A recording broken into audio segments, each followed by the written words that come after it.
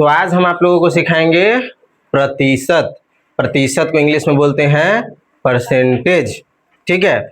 और प्रतिशत का निशान ऐसा होता है, देखो ऐसा निशान दूगो होता है, एगो ऐसे सीधा रेखा और ऊपर नीचे बुनका, एगो ऐसे परा रेखा और ऊपर नीचे बुनका, समझ गए। इसका मतलब क्या होता है, भाग, और इसका क्या मतलब होता है, प्रतिशत, समझ गए। तो ये प्रतिशत का चिन्ह है। अगर कहीं कुछ नहीं लिखा हो, ऐसा चिन्ह हो, तो समझ जाइए क्या है, प्रतिशत है।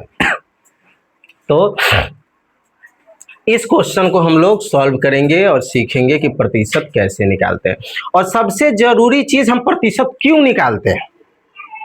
अगर हमको इसका जरूरत नहीं है तो हम काहे पढ़ेंगे।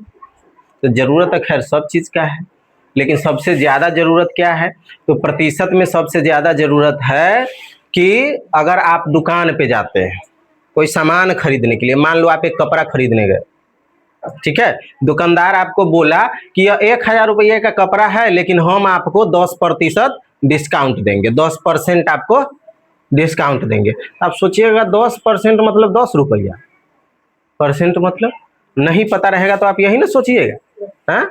तो यहाँ पे आपको पता चलेगा कि 10% छूट दे रहा है, मतलब कई रुपया छूट दे रहा है, कैसे पता कीजिएगा। या फिर कोई दुकान में गए, कहीं भी गए, कोई भी चीज लिए, उस पर लिखा रहता है कि इतना प्रतिशत डिस्काउंट, 50% डिस्काउंट, 25% डिस्काउंट, 30% डिस्काउंट, तो कितना प्रतिशत, कै रुपया डिस्काउंट, नॉर्मल वे में वो कै रुपया हुआ, तो उसी को हम समझते हैं। जैसे कि पहला क्वेश्चन यहाँ देखिए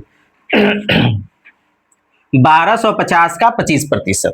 अब यहाँ पे सवाल ये है कि मान लेते हैं कि 1250 रुपया का कोई कपड़ा खरीदे हम, मान लेते हैं उदाहरण स्वरूप कि 1250 रुपया का हम एक कपड़ा खरीदे, और दुकानदार हमको बोला कि हम आपको 25% इस पर डिस्काउंट देंगे। कपड़ा का जो ओरिजिनल दाम है वह क्या रुपया है, 1250 रुपया, और दुकानदार हमको बोला कि हम आपको इस पर 25% डिस्काउंट देंगे, तो हमको कै गो रुपया दुकानदार को देना होगा। तो सबसे पहले क्या करना होगा कि 1250 का 25% होगा कितने, कै रुपया, ये पता करना होगा। तो चलिए पता करते हैं इसी चीज को। हम यहाँ पे बना रहे हैं, देखिए पहला क्वेश्चन उतार रहे हैं, 1250 का 25%। अब इसी को बनाना है, कुछ नहीं करना है, जो सवाल में लिखा हुआ उसी को समझना है।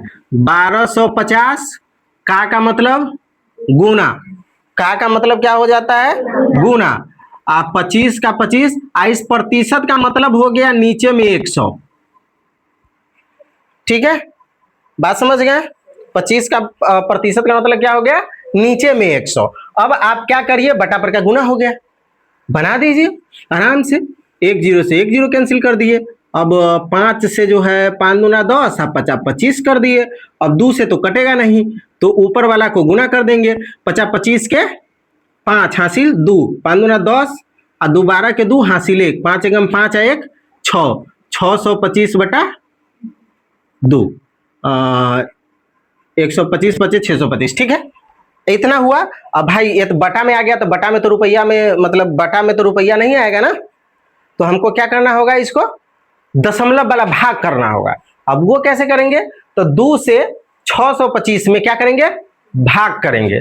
अब 2 से 625 में भाग करिए, कैसे करिएगा भाग, हम यहाँ साइड में भाग भी करके बताते हैं, ये रफ कार्य है, आप अलग से कर सकते हैं, आप सीख रहे हैं इसलिए हम आपको एक एक चीज अच्छे से बता रहे हैं, ध्यान से समझिए।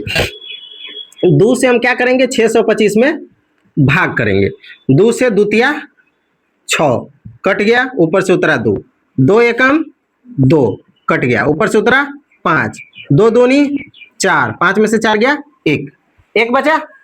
हाँ, अब कहानी यहाँ खत्म नहीं होता है, अब यहाँ से यहाँ तक तो नॉर्मल भाग था, अब यहाँ से एक नई कहानी शुरू होती है। क्या शुरू होती है, हम अपना मन से यहाँ दशमलव देंगे, बदला में यहाँ पर 0 देंगे, यहाँ क्या लिखेंगे, दशमलव, अब उसके बदले में हम नीचे क्या लिखेंगे, 0। अब 2 से 10 में भाग करेंगे, 2 पंचे 10, पूरा पूरा कट गया, कट गया, कहानी खत्म। हमारे पास आंसर कितना आया, 312.5, मतलब 312 रुपया 50 पैसा, कितना, 312 रुपया 50 पैसा। यानी कि समझिए कि 1250 रुपया का कपड़ा आप खरीदें, दुकानदार आपको 25% डिस्काउंट दिया, मतलब आपको 312 रुपया 50 पैसा छोड़ दिया। तो 1250 रुपया का कपड़ा था और 312 रुपया 50 पैसा छोड़ दिया, तो कै गो रुपया आप दुकानदार को दीजिएगा? तो 1250 में से 312 को क्या करिएगा? क्या करिएगा? घटा दीजिएगा। यानी कि यहां पर आंसर हो गया 312.5, यानी कि 1250 का 25% कितने हो गया? 312.5।